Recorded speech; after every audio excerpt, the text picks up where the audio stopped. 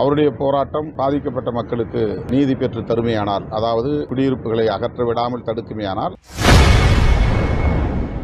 பரந்தூர் மக்களுக்காக விஜய் நடத்தும் போராட்டத்திற்கு விசிக தலைவர் திருமாவளவனை ஆதரவளிக்கும்படி பேசியுள்ளது திமுகவினர் மத்தியில் கடும் அதிர்ச்சியை ஏற்படுத்தியுள்ளது. அவ்வளவுதான்.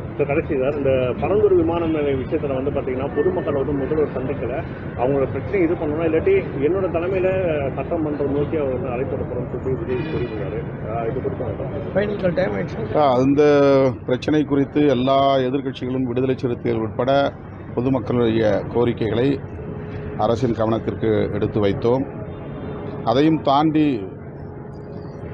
அந்த செயல் திட்டம் நிறைவேறும் நிலையில் உள்ளது. பாதிக்கப்படுகிற விவசாயிகளுக்கு இழப்பீடு தருவது என்கிற அடிப்படையில் அரசு தீவிரமாக செயல்பட்டு வருகிறது. குறிப்பிட்ட சில கிராமங்களை சார்ந்த மக்கள் அந்த கிராமங்களை தவிர்த்துவிட்டு, குடியிருப்புகளை தவிர்த்துவிட்டு அருகே கிடக்கிற புறம்போக்கு இடங்களை அதற்கு பதிலாக எடுத்துக்கொள்ளலாம் என்ற கோரிக்கையை முன்வைத்தார்கள். இந்த கோரிக்கையை தமிழ்நாடு முதல்வரின் கவனத்திற்கு பலமுறை நாங்களே எழுத்துப்பூர்வமாக தந்திருக்கிறோம், அமைச்சர்களிடத்திலே பேசியிருக்கிறோம்.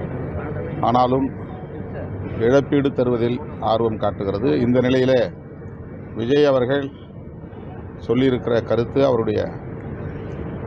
அவருடைய நிலைப்பாடு, அவருடைய போராட்டம் பாதிக்கப்பட்ட மக்களுக்கு நீதி பெற்று தருமையானால், அதாவது குடியிருப்புகளை அகற்ற விடாமல் தடுக்குமையானால் அதை வரவேற்கிறோம்.